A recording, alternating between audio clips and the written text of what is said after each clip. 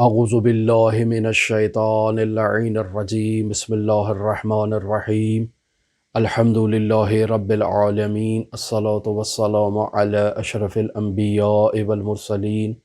وعلی آلہ طیبین الطاہرین المعصومین الذین اذہب اللہ عنہم الرجس وطہرہم تطہیرا اما بعد قال رسول اللہ صلی اللہ علیہ وآلہ وسلم ان اعظم الذنوب عند اللہ ان یلقاہ بها عبد بعد الکبائر التي نهى الله عنها ان يموت الرجل وعليه دین ولا يدع له قضا۔ حضرت امام علی ابن موسیٰ الرضا علیہ آلاف و تحیت و ثنا کے نورانی حرم مطہر کی جانب سے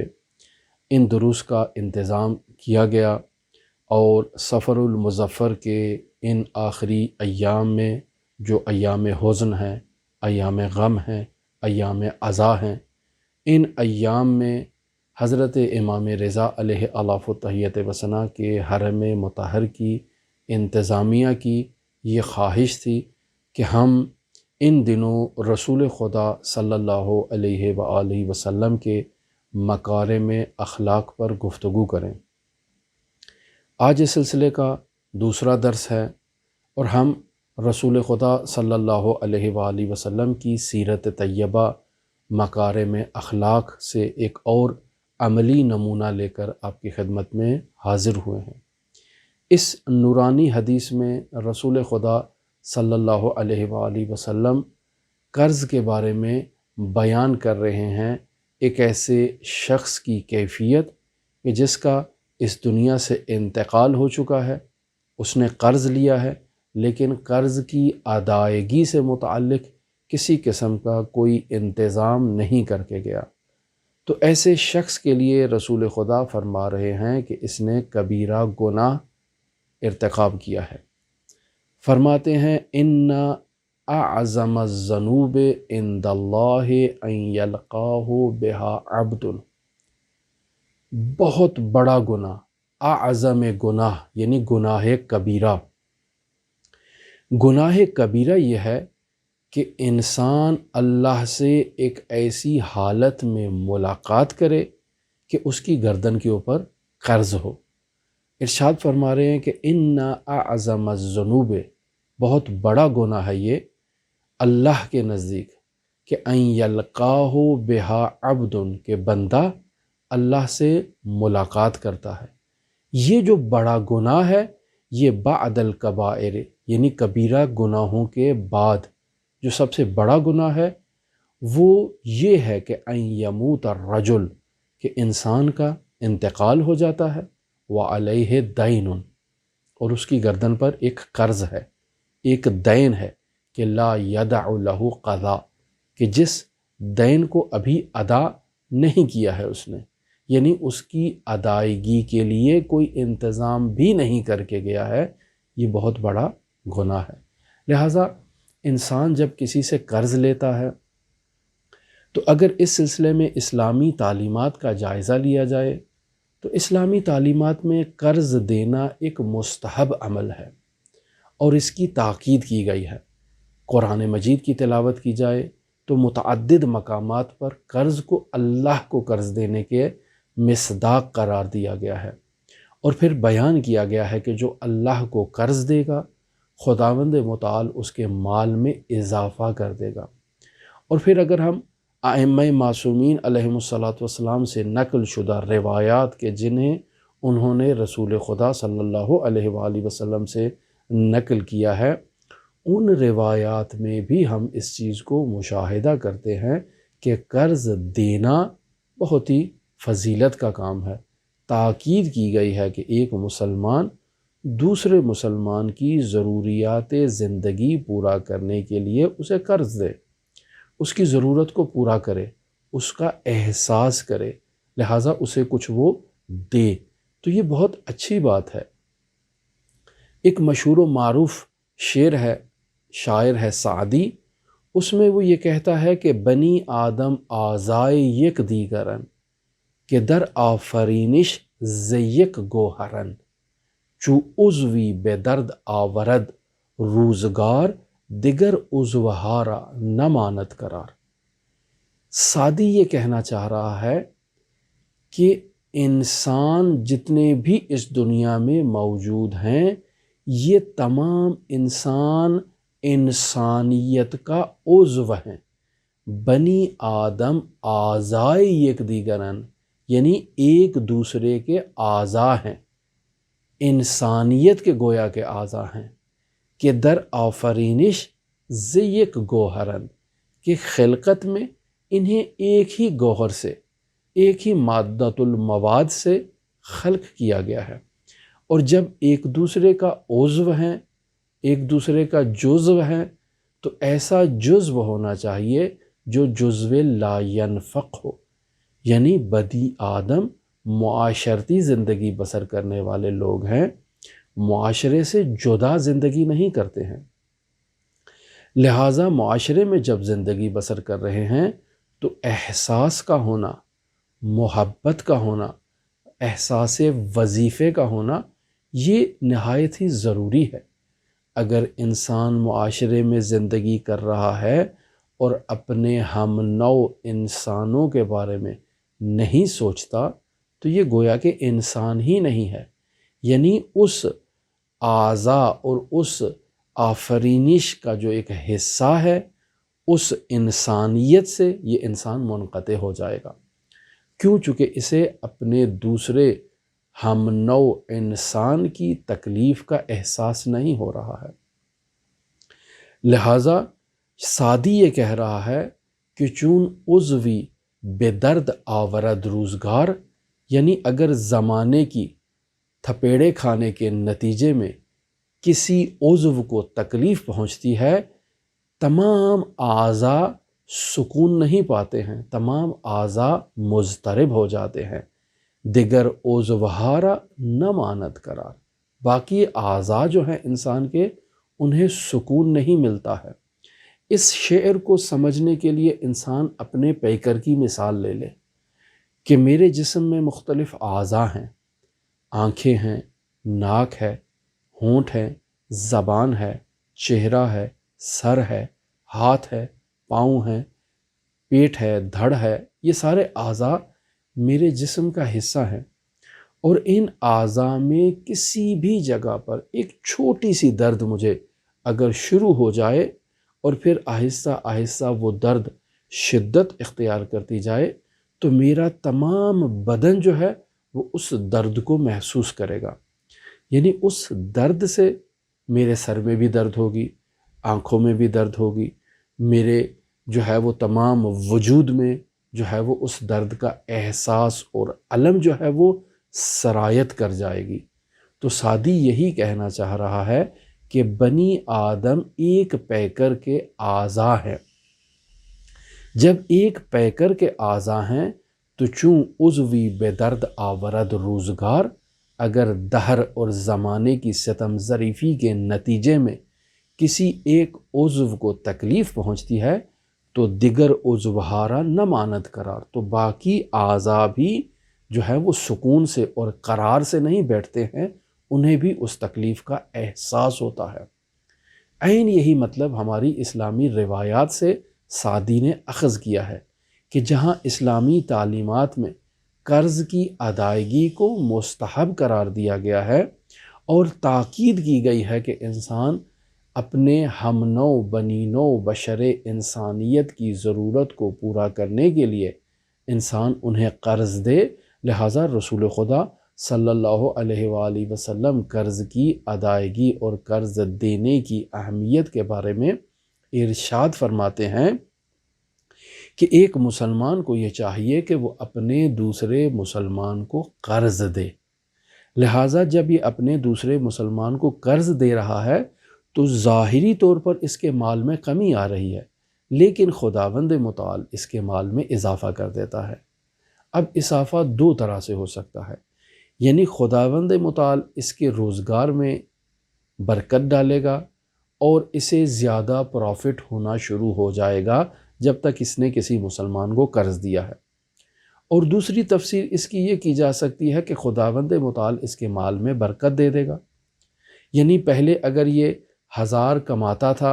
اور وہ اسے پورا نہیں ہوتا تھا تو آج اسی 1000 پہ اس کا بخوبی گزر بسر ہونا شروع ہو جائے گا۔ اور اگر ہم ان دونوں کو اس کی تفسیر میں لے آئیں تو دونوں بھی امکان پذیر ہیں، یعنی خداوند متعال اس کے مال میں برکت دے دے گا اور خداوند متعال اس کے روزگار میں بھی برکت دے گا۔ یعنی پہلے اگر اسے روزانہ 1000 کا پروفٹ ہوتا تھا تو اب اسے 1500 کا یا 2000 کا پروفٹ ہوگا۔ اس کے اخلاص پر ڈیپینڈ کرتا ہے، خداوند متعال اس کے مال میں برکت دے گا اور زیادہ کرے گا۔ اور برکت دے گا اس معنی میں بھی کہ پہلے اگر اس کا 1000 پہ گزارا نہیں ہوتا تھا تو آج خداوند متعال نے اس کے مال میں برکت ڈال دی ہے اور 1000 میں اس کی زندگی پہ اس کا گزارا ہو جائے گا۔ دوسرا، رسول خدا صلی اللہ علیہ وآلہ وسلم ارشاد فرماتے ہیں کہ خداوند متعال اپنے ملائکہ رحمت سے کہے گا کہ جاؤ اس بندے پر اپنی رحمت نازل کرو۔ پس جو مسلمان بھائی کو قرض دیتا ہے خداوند متعال اس کے مال میں اضافہ کر دیتا ہے، ملائکہ رحمت اپنی رحمت کا سایہ اس شخص کے اوپر جو ہے وہ ڈال دیتے ہیں اور اس شخص کو اپنی رحمت کی آغوش میں لے لیتے ہیں۔ اور پھر تیسرا کام جس کی طرف رسول خدا فرما رہے ہیں کہ اگر وہ اپنے مقروض کے ساتھ مدت میں تعاون کرتا ہے تو خداوند متعال اسے پل صراط سے ایسے عبور دے گا کہ یہ سرعت کے ساتھ، تیزی کے ساتھ، جلدی کے ساتھ اس پل صراط سے گزر جائے گا۔ اور جو اپنے مسلمان بھائی کے مانگنے پر اسے قرض نہ دے تو اس کے لیے رسول خدا صلی اللہ علیہ وآلہ وسلم فرماتے ہیں کہ خداوند متعال اس پر جنت کو حرام قرار دے دے گا۔ کس قدر خوبصورت کلمات رسول خدا صلی اللہ علیہ وآلہ وسلم کے سعدی نے انہی کلمات کو گویا کہ اپنے اشعار میں پرو دیا ہے کہ بنی آدم آزائے یکتی کرن۔ اگر معاشرے میں کسی انسان کو ضرورت پیش آتی ہے اور وہ اپنے ایسے متمول مالدار مسلمان بھائی کے پاس جاتا ہے اور اسے وہ کہتا ہے کہ میری ضرورت ہے فلاں مدت تک کے لیے مجھے قرض دے دیا جائے، تو اس صاحب حیثیت کے اوپر لازم ہے، یعنی واجب نہیں ہے، لازم ہے کہ وہ اپنے اس مسلمان بھائی کی ضرورت کو پورا کرنے کی خاطر اسے قرض دے۔ اور پھر جب اس مسلمان بھائی نے اس سے قرض لیا ہے تو اس کی بھی یہ ذمہ داری ہے کہ یہ اپنے قرض کی ادائیگی کے وقت، جو وقت مقرر ہے، معین ہے، اس وقت میں یہ جا کر اپنا قرض ادا کر دے۔ اگر انسان اپنے مال سے صدقہ دیتا ہے تو اسلامی تعلیمات میں بیان کیا گیا ہے کہ صدقے کے ثواب جو ہے وہ 10 برابر ہے۔ یعنی اگر انسان 1000 روپیہ خداوند متعال کی بارگاہ میں صدقہ دے گا تو یہ 1000 روپیہ جو اس نے صدقہ دیا ہے خداوند متعال کے حضور جا کر یہ اس سے 10,000 روپے کا اجر وصول کر سکتا ہے۔ بس اس نے 1000 روپیہ صدقہ دیا اور وصولی جو کی خداوند متعال سے اجر میں وہ 10,000 کی وصولی کی ہے۔ لیکن اگر ایک شخص قرض دیتا ہے اور 1000 روپیہ قرض دے رہا ہے تو اجر و ثواب میں یہ 18,000 روپے کے برابر خداوند متعال سے ثواب کو وصول کرنے کا حقدار ہے۔ تو دیکھیں خود قرض صدقے سے زیادہ ثواب رکھتا ہے۔ ہم اپنی زندگی میں صدقات و خیرات تو کرتے ہیں لیکن قرض سے ہمیں غافل نہیں ہونا چاہیے، چونکہ قرض کی اہمیت صدقے سے زیادہ ہے۔ صدقہ بسا اوقات معاشرے میں فقر میں اضافے کا باعث بنتا ہے۔ وہ افراد جو مستحق صدقہ ہیں وہ معاشرے میں تغودو کرنے سے ہاتھ کھینچ لیتے ہیں اور بسا اوقات مشاہدہ ہوتا ہے کہ وہ اپنی زندگی کو اسی صدقے پر گزارنے کے عادی ہو جاتے ہیں۔ لیکن قرض ایک ایسی خصوصیت ہے کہ جو معاشرے میں رکود نہیں لے کر آ رہی ہے بلکہ لوگوں کو کام کرنے کی ترغیب دلا رہی ہے اور انسان کی عزت نفس کو بھی بحال رکھے ہوئے ہے کہ میں قرض لے رہا ہوں اور اسے میں نے واپس کرنا ہے۔ نہایت افسوس کی بات ہے کہ ہمارے معاشرے میں بسا اوقات مشاہدہ کیا جاتا ہے کہ لوگ قرض لینے کو ایک عار سمجھتے ہیں،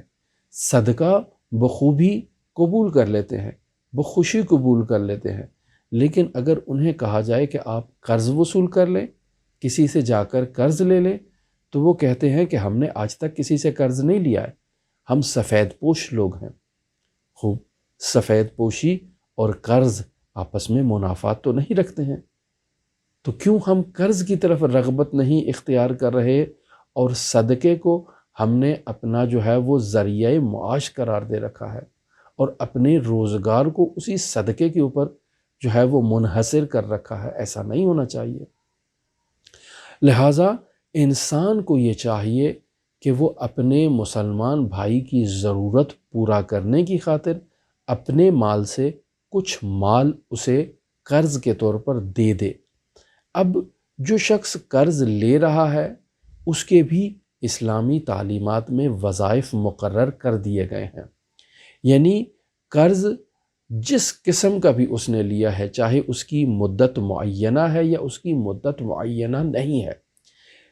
اگر تو مدت معینہ ہے تو جب اس کی ادائیگی کا وقت آن پہنچا ہے تو اس قرض لینے والے کی یہ ذمہ داری ہے اور اس پر واجب ہے کہ یہ اپنے قرض کی رقم اٹھا کر واپس اس صاحب مال تک پہنچا دے اور اس کا شکریہ ادا کرے کہ بھائی آپ کا بہت شکریہ، مجھے ضرورت پڑی تھی تو آپ نے ضرورت کے وقت میری ضرورت پوری کی، خداوند متعال آپ کو اس کا اجر دے، یہ اپنی رقم مجھ سے واپس لے لیں۔ اس پہ واجب ہے کہ یہ اس قرض کی ادائیگی کے لیے جد و جہد کرے، تغودو کرے، محنت کرے، فکر کرے، اور اگر اس کے پاس کوئی مال ہے تو اسے بھی اس قرض کی سپورٹ میں اپنے اہل و عیال کو اطلاع دے دے کہ بھئی میں نے فلاں مقدار میں قرض لیا ہے، اگر اچانک میرا انتقال ہو جاتا ہے تو فلاں جگہ میری پراپرٹی موجود ہے، اس پراپرٹی سے اس قرض کی ادائیگی کا انتظام کیا جائے۔ لہٰذا انسان قرض لیتے وقت اس کی ادائیگی کے بارے میں ضرور سوچے کہ میں نے اس قرض کو ادا کیسے کرنا ہے، لیکن اگر انسان اس چیز کو نہیں سوچتا، قرض لے لیتا ہے اور اس کی موت واقع ہو جاتی ہے اور ادائیگی کا اس نے کوئی انتظام نہیں کر رکھا، تو پھر خداوند متعال کے نزدیک یہ گناہ ہے اور بہت بڑا گناہ ہے، اور گناہ اخلاقی ہے، فقہی اعتبار سے گناہ نہیں ہے۔ لہٰذا رسول خدا صلی اللہ علیہ وآلہ وسلم کی سیرت طیبہ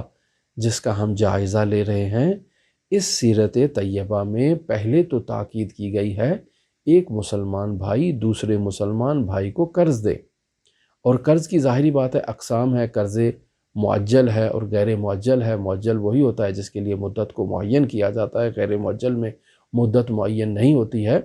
تو جب انسان کی قرض کی ادائیگی کا وقت آن پہنچا ہے تو واجب ہے جس شخص نے قرض لیا ہے وہ اس قرض دینے والے شخص کو جا کر اس کی رقم واپس کرے۔ لہٰذا اس وجوب کو آپ فقہی کتابوں میں تلاش کر سکتے ہیں، اور انسان اگر اس قرض کو ادائیگی کے لیے جد و جہد بھی نہیں کرتا ہے اور قرض واپس کرنے کا وقت آن پہنچا ہے اور اس شخص میں واپس کرنے کی توانائی اور صلاحیت پائی جاتی ہے لیکن یہ اس کے باوجود اس قرض کو واپس نہیں کرتا، تو یہ اس پر حرام ہے۔ فقہی کتابوں میں اس چیز کو جا کر مشاہدہ کر سکتے ہیں۔ بس ایک طرف ہم دیکھ رہے ہیں کہ قرض دینے پر تاکید کی گئی ہے اور دوسری طرف فقہی کتابوں میں باقاعدہ اس کا فقہی حکم بھی بیان کیا گیا ہے کہ قرض جو اس کی مدت آ جائے تو ادائیگی کرنا واجب، اور مدت آنے سے پہلے تغودو کرنا، جد و جہد کرنا تاکہ اس قرض کی ادائیگی کا انتظام کیا جائے، یہ بھی انسان کے اوپر لازم۔ اور اگر انسان صاحب حیثیت ہو چکا ہے اور قرض کی ادائیگی کا وقت آن پہنچا ہے، اور اگر قرض غیر معجل ہے اور وہ صاحب قرض کا مطالبہ کر رہا ہے اور میں صاحب حیثیت ہونے کے باوجود ٹال مٹول کر رہا ہوں، تو یہ گناہ ہے اور حرام ہے۔ ایک قرض وہ ہے جو انسان بینکوں سے لیتا ہے اور پھر اسے مال خدا سمجھ کے ہڑپ کر جاتا ہے، چپاول کر جاتا ہے اور واپس نہیں کرتا، یہ بھی گناہ ہے۔ چونکہ بینک اپنے باپ کے مال سے تو کسی کو قرض نہیں دیتے ہیں، ان کے پاس جتنی بھی رقم موجود ہے وہ مسلمانوں کی ہے، بیت المال سے ہے، یا لوگوں نے ان کے پاس ڈپازٹ رقم جمع کروائی ہے، اب اسی ڈپازٹ سے وہ آگے قرض جو ہے وہ لوگوں کو ادا کرتے ہیں۔ تو اگر ایسی صورتحال ہے تو انسان کو یہ چاہیے کہ قرض میں کبھی بھی سستی نہ کرے، قرض کی ادائیگی میں۔ کیوں؟ چونکہ انہوں نے بینک سے قرض لیا ہے اور بینک کے پاس جو مال ہے وہ مال مسلمین ہے، لہٰذا یہ اس بات کو تصور نہ کرے کہ میں نے تو بینک کو نقصان پہنچایا ہے، نہیں، در واقع اس نے بینک کو نقصان نہیں پہنچایا بلکہ مسلمانوں کے ایک ایسے ادارے کو نقصان پہنچایا ہے جس ادارے سے مسلمانوں کا لین دین کا ایک سلسلہ جو ہے وہ جاری ہے۔ اور اگر وہ ادارہ اور وہ بینک جو ہے وہ دیوالیہ ہو جاتا ہے تو اس دیوالیے پن کا ذمہ دار اگر یہ شخص ہے تو یہ شخص تمام مسلمانوں کا مدیون ہو جائے گا اور تمام مسلمانوں کے ہاں اس کو جواب دینا ہوگا خداوند متعال کی بارگاہ میں۔ لہٰذا دیکھتے ہیں کہ معاشرے میں لوگ بینکوں سے لون لیتے ہیں اور واپسی کی ادائیگی کا انتظام نہیں کرتے ہیں، سوچتے ہیں کہ ہم نے تو واپس ادا نہیں کرنا ہے، بس لے لیتے ہیں، پھر آگے سے کہیں نہ کہیں معاف کروا لیں گے، کوئی نہ کوئی ایسی سکیم لڑائیں گے جس کے ذریعے سے ہمارا قرض جو ہے وہ معاف ہو جائے، یا ہمیں اپنا قرض نہ دینا پڑے، ہم خود کو مفلس ظاہر کر دیں۔ تو عزیزان یہ سب حرب نادرست ہے، رسول خدا صلی اللہ علیہ وآلہ وسلم کی سیرت اور سنت کے منافی ہیں۔ رسول خدا صلی اللہ علیہ وآلہ وسلم مسلمانوں کو ایسے انداز میں پسند نہیں کرتے تھے۔ میرا موضوع اس وقت گفتگو کا آپ کے ساتھ بینکنگ کے مسائل کو حل کرنا یا بینکنگ مسائل پر گفتگو کرنا نہیں ہے۔ اس موضوع پر میں ایک تفصیلی گفتگو کر چکا ہوں اور وہ ہمارے چینل پر موجود ہے، باقاعدہ ایک اسلامی بینکنگ کے عنوان سے پلے لسٹ موجود ہے، آپ اسے ملاحظہ کر سکتے ہیں کہ وہاں پر ہم نے اسلامی بینکنگ پر گفتگو کی ہے، اور جب قرض کی بحث آئی ہے تو وہاں تفصیلی ہم نے اس موضوع کو وہاں ڈسکس کیا ہے، آپ وہاں اس پر رجوع کر سکتے ہیں۔ اور اگر مزید اس سلسلے میں جو ہے وہ ڈیمانڈ کی جائے تو ہم اسلامی بینکنگ پر ایک تفصیلی جو ہے وہ موضوع جو ہے وہ تیار کر سکتے ہیں، چونکہ ہم نے اس پہ کام کیا ہے۔ تو انسان جب قرض لے رہا ہے، مثلا ایک شخص نے 1000 روپیہ قرض لیا ہے، اب اس قرض کی ادائیگی کا وقت آن پہنچا ہے، تو اس انسان کے لیے یہ مستحب ہے کہ قرض واپس کرتے وقت 1000 10 روپیہ 50 روپیہ 100 روپیہ اضافہ کر کے اس قرض دینے والے کو ادا کرے۔ یہ مستحب ہے، یہ سود نہیں ہے، یہ ربا نہیں ہے، یہاں پہ بعض کو خلط نہ کریں۔ کیوں؟ چونکہ اس نے جب قرض لیا تھا تو طے نہیں کیا تھا کہ میں قرض کی واپسی کے وقت آپ کو 1010 دوں گا، 1050 دوں گا۔ یہ خود سے جو ہے وہ حل جزاء الاحسان الا الاحسان کا مصداق بنتے ہوئے خود سے اپنے شوق میں، اپنی محبت میں اضافی رقم بطور احسان اس کو ادا کر رہا ہے، تو یہ مستحب ہے۔ لیکن اگر وہ پہلے سے ڈیمانڈ کرتا ہے کہ میں نے 1000 لیا ہے، 1100 آپ سے واپس لوں گا، تو یہ جو 100 اضافی وصول کر رہا ہے یہ سود ہے، گناہ کبیرہ ہے، اللہ اور اس کے رسول کے ساتھ جنگ کے مترادف ہے۔ لیکن اگر میں نے قرض لیا اور 1 سال کی مدت تھی، 1 سال کے بعد اس شخص نے مجھ سے قرض کے مطالبے کا جو ہے وہ ڈیمانڈ کی کہ میرے 1000 روپیہ واپس کر دو، اور میں اس سے کہتا ہوں کہ بھائی میرے پاس آج تو رقم نہیں ہے، آپ مجھے 6 ماہ کی مہلت دیں، میں آپ کو 6 ماہ کے بعد 1000 روپیہ واپس کر دوں گا۔ تو یہاں 2 پہلو جو ہے نا وہ قابل ملاحظہ ہیں۔ پہلا پہلو یہ ہے کہ میں جو مدت میں اضافے کا مطالبہ کر رہا ہوں قرض لینے والا، تو قرض دینے والا اگر مجھے کہتا ہے کہ ٹھیک ہے میں آپ کی مدت میں اضافہ کر دیتا ہوں، لیکن جب آپ سے وصول کروں گا تو 1000 نہیں کروں گا، پھر 1200 وصول کروں گا، وہ شخص بھی کہتا ہے کہ ٹھیک ہے میں آپ کو 1200 دوں گا، تو یہ مدت میں اضافے پہ جو اضافی چارجز کی ڈیمانڈ کی جا رہی ہے یہ سود ہے، حرام ہے، گناہ کبیرہ ہے۔ اس کو ایک طرف رکھ لیں۔ اب اسی مسئلے کو لے چلیں اب بینکنگ ٹرمز کے اندر۔ بینک نے 1 سال کے لیے قرض دیا اور 1 سال کے بعد جب آپ اس کے پاس گئے تو بینک نے آپ کو کہا کہ میں 6 ماہ جو آپ کو اضافی مدت دے رہا ہوں، اس اضافی مدت پر میں آپ سے 200 روپیہ اضافی سروس چارجز وصول کروں گا۔ تو دیکھیں بسا اوقات ہم معاشرے میں جب آپس میں زندگی بسر کرتے ہیں تو بعض مسائل ایسے ہیں جن کو ہم آپس میں خلط کر دیتے ہیں، مکس کر دیتے ہیں، اور ان مسائل کو مکس کرنے کے نتیجے میں مشکلات ایجاد ہو جاتی ہیں۔ میں بینک سے جب قرض لے رہا ہوں تو اس کا قاعدہ اور قانون فرق کرتا ہے ایک عام شخص کے قرض سے۔ ہمارے معاشرے میں متاسفانہ نہایت افسوس کی بات ہے کہ سود جیسی لعنت جو ہے وہ رائج ہو چکی ہے، اور معاشرے میں سود اس قدر وصول کیا جاتا ہے، لیا جاتا ہے، دیا جاتا ہے، اور ہم اس سود کو اپنی زندگی میں محسوس ہی نہیں کرتے ہیں اور ملاحظہ ہی نہیں کرتے ہیں، جیسا کہ وہ روایات میں بیان کیا ہے کہ سیاہ پتھر کے اوپر ایک چیونٹی اگر سیاہ رنگ کی حرکت کر رہی ہو اور آپ کو وہ چیونٹی نظر نہیں آتی ہے، انسان کی زندگی میں قرض اور سود جو ہے وہ ایسے گھس جائے گا کہ انسان کو اس کا علم بھی نہیں ہوگا، اسی سیاہ چونٹی کی طرح۔ تو اس موضوع پر ہم تفصیلی گفتگو کر چکے ہیں۔ تو انسان قرض لے، اسلامی تعلیمات میں صدقے کی نسبت قرض کی ترغیب دلائی گئی ہے، لیکن قرض لیتے وقت سود سے دوری اختیار کرے، قرض دینے والا بھی سود سے دوری اختیار کرے، قرض وصول کرنے والا بھی سود سے دوری اختیار کرے۔ لہٰذا ایسے قرض کو اسلامی ڈیفینیشن میں، اسلامی تعلیمات میں قرض حسنہ سے تعبیر کیا جاتا ہے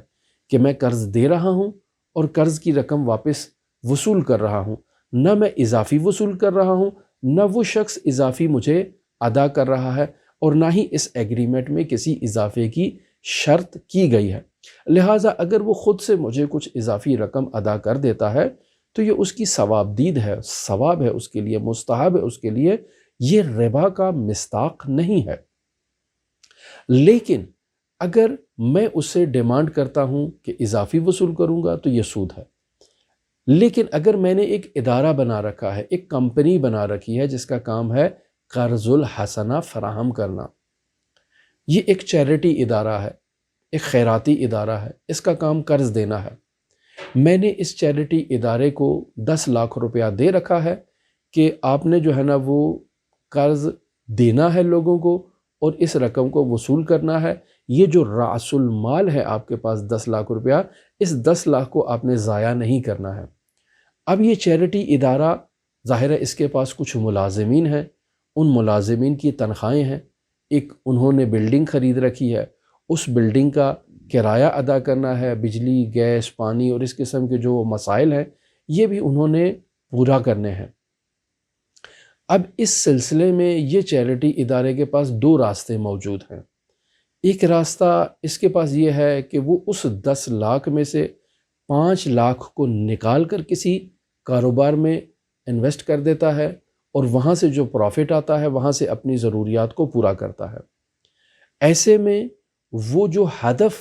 اس واضح نے اور اس دینے والے نے اور اس خیر نے معین کر رکھا تھا کہ آپ نے اس سے قرض دینا ہے، اس ہدف سے ہدف عدولی ہوگی، اور یہ درست نہیں ہے۔ تو میں اس کو کسی کاروبار میں نہیں لگا سکتا ہوں، لہٰذا میں اسے جو ہے وہ قرض کے طور پر ہی رکھتا ہوں۔ تو 10 لاکھ محفوظ ہو گئے صرف قرض کے لیے۔ لیکن اب جب میں 1 لاکھ روپیہ کر کے افراد کو قرض دے رہا ہوں 12 مہینے کے لیے، تو میں ان سے یہ کہتا ہوں کہ دیکھو بھائی، 1 لاکھ میں نے آپ کو قرض دیا ہے، 1 لاکھ آپ سے قرض وصول کروں گا، لیکن آپ اس چیز کو مد نظر رکھیں کہ اگر آج لے رہے ہو اور آج ہی واپس کر رہے ہو تو 1 لاکھ اور 1 لاکھ، لیکن جیسے جیسے آپ مدت بڑھاتے جاؤ گے تو میں آپ کو اس قرض کے علاوہ کچھ سروس پرووائڈ کر رہا ہوں، اور اس سروس کی ایک فیس ہے، اور وہ فیس آپ کو مجھے ادا کرنا ہے۔ میں یہاں ایک دفتر کھول کے بیٹھا ہوں، اس بلڈنگ کا کرایہ ہے، میں یہاں بجلی، گیس، پانی استعمال کر رہا ہوں، اس کا کرایہ ہے، اور اس کے علاوہ جو مسائل ہیں وہ میرے پاس موجود ہیں اور وہ آپ نے ہی ادا کرنے ہیں چونکہ آپ مجھ سے سروس وصول کر رہے ہیں، تو میں وہ سروس چارجز آپ سے وصول کرنا چاہتا ہوں، اور وہ سروس چارجز اس قرض کی اماؤنٹ سے علیحدہ ہیں، مختلف ہیں۔ تو اگر ایسا ایگریمنٹ ہو تو اس ایگریمنٹ کے بارے میں آپ اپنے فقہا سے فتویٰ وصول کریں کہ کیا سروس چارجز وصول کیے جا سکتے ہیں، بینک وصول کر سکتا ہے یا نہیں کر سکتا ہے۔ تو یہاں فقہا کہتے ہیں کہ سروس چارجز بینک وصول کر سکتا ہے چونکہ اس نے ایک سروس پرووائڈ کرنی ہے، اور جب مدت ختم ہو جاتی ہے اور میں اضافی مدت کا اور مہلت کا مطالبہ کرتا ہوں تو یہاں بھی دو چیزیں ہیں۔ ایک تو یہ کہتا ہوں کہ یہ جو قرض ہے یہ آج میں آپ کو ادا نہیں کروں گا، 6 ماہ کے بعد ادا کروں گا، ساتھ میں بینک سے یہ بھی تقاضا کر رہا ہوں کہ مجھے مزید 6 ماہ کی سروس جو ہے نا وہ فراہم کی جائے۔ اب 6 ماہ کی سروس جب مزید فراہم کی جائے تو ظاہر ہے اس کے لیے علیحدہ سروس چارجز آپ کو ادا کرنا ہوں گے، لہٰذا سروس چارجز کی اگر حد تک ہو، کاروبار نہ ہو، تو ایک محدود معقول اور قلیل مقدار یہاں فقہا کہتے ہیں کہ سروس چارجز کے طور پر وصول کیے جا سکتے ہیں۔ دوسرا موضوع جس کی طرف میں آپ کو کہہ رہا تھا کہ دوسرا موضوع بھی ہے اور وہ افراط زر ہے۔ میں نے جو 1000 روپیہ یا 1 لاکھ روپیہ قرض وصول کیا تھا، اس وقت اس 1 لاکھ روپے میں بالفرض 1 تولہ سونا آ جاتا تھا۔ آج جب میں واپس کر رہا ہوں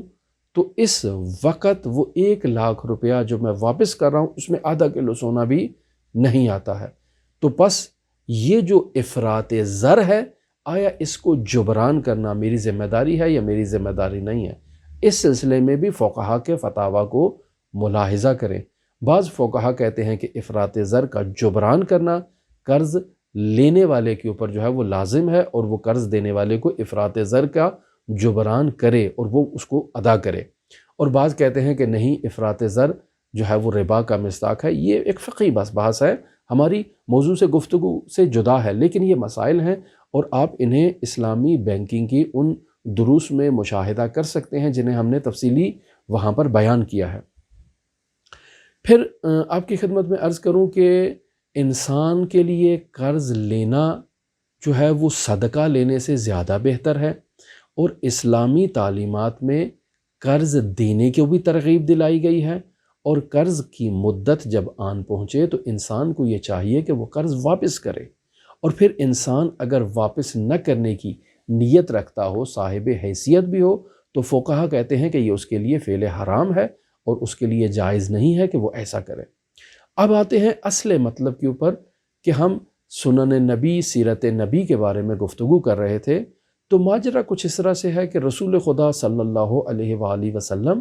اپنے بیت الشرف میں تشریف فرما ہے، گھر کے دروازے پر دستک ہوتی ہے، اور ام المؤمنین حضرت خدیجہ سلام اللہ علیہا اپنا کام چھوڑ کے جاتی ہیں دروازے پر، دیکھتی ہیں کہ کون ہے۔ دروازے میں معلوم ہوتا ہے کہ حضرت بلال تشریف لائے ہیں۔ حضرت خدیجہ تشریف لاتی ہیں اور رسول خدا صلی اللہ علیہ وآلہ وسلم کو اطلاع دیتی ہیں کہ یا رسول اللہ، آپ کا چاہنے والا، آپ کا صحابی بلال تشریف لایا ہے۔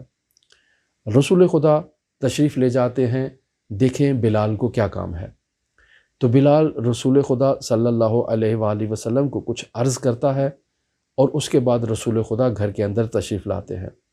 اور اپنے بیت الشرف میں تشریف لانے کے بعد اپنا عمامہ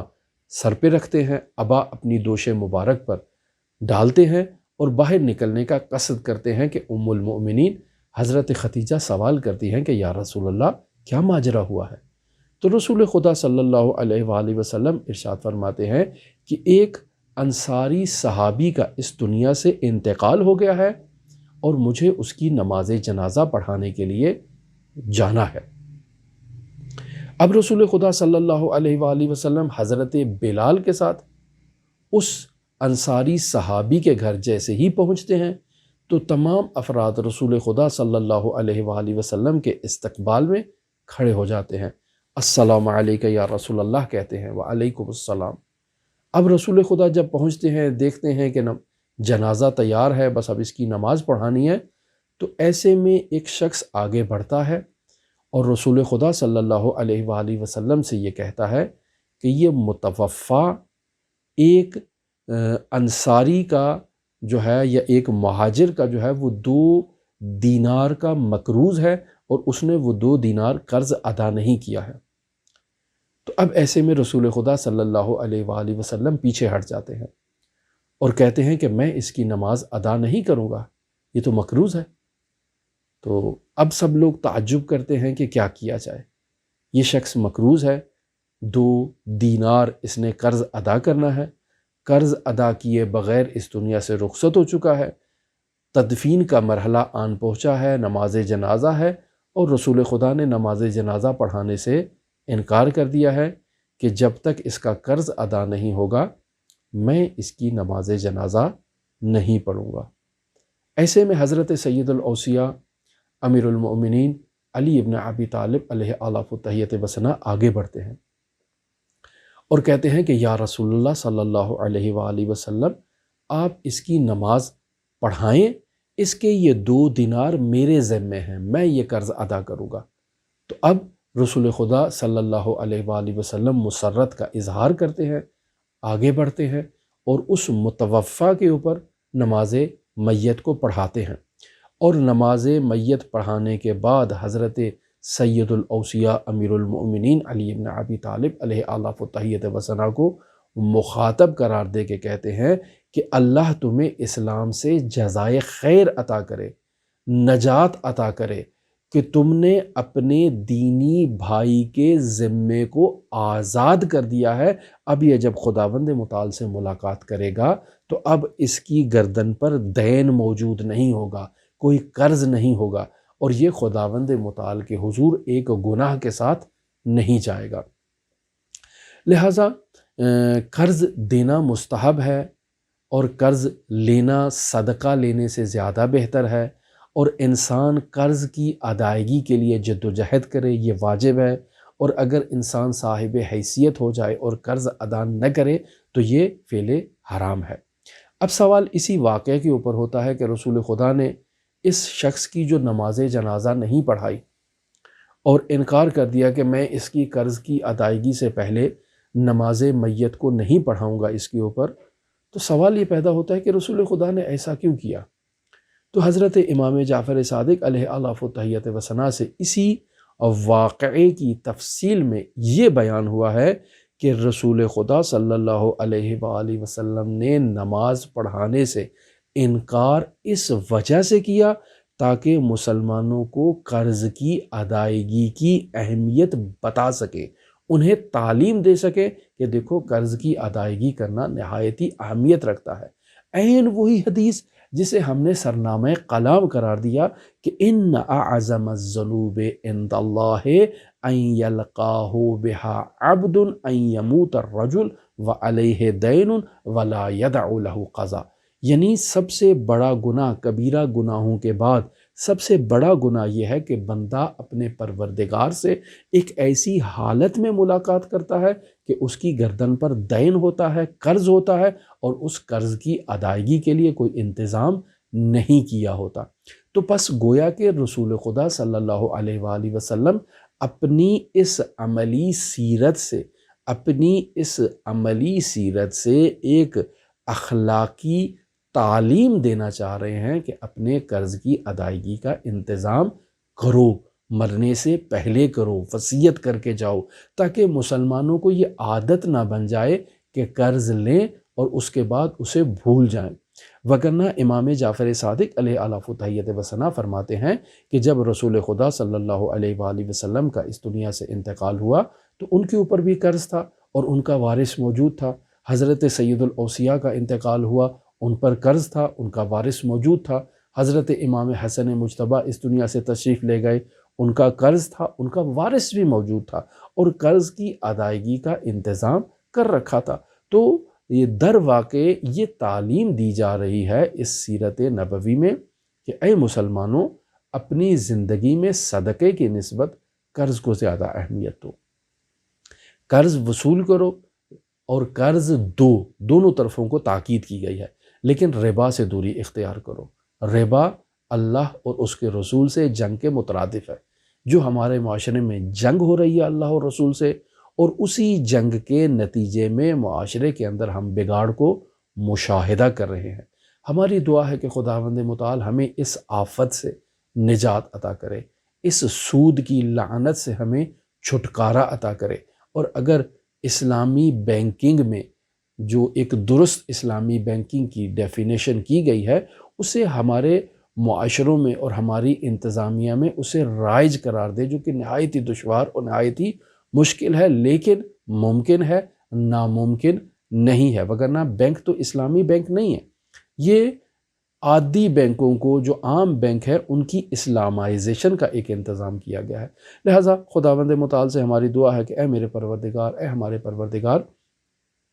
ہمارے بینکوں کو اسلامی بینک قرار دے، اور سود کی لعنت سے ہمارے معاشرے کو، ہمارے بینکوں کو اور ہمارے ملکوں کو نجات عطا کر، تاکہ ہمارے ملک سعادت مند ہو سکیں، ہمارے ملک میں رہنے والے باشندے سعادت مند ہو سکیں، اور خداوند متعال سے جب ملاقات کریں تو سرخ روح ہوں کہ ہماری گردن پر کسی قسم کا کوئی دین نہیں ہے، نہ انفرادی طور پر، نہ معاشرتی طور پر، اور نہ ہی ملکی طور پر۔ ہماری اخلاق نبوی کے بارے میں گفتگو آپ کے ساتھ جاری ہے، اگر آپ دلچسپی رکھتے ہوں تو ہمارے ساتھ رہ سکتے ہیں۔ اللہم صلی علی محمد و آل محمد وعجل فرج قائم آل محمد۔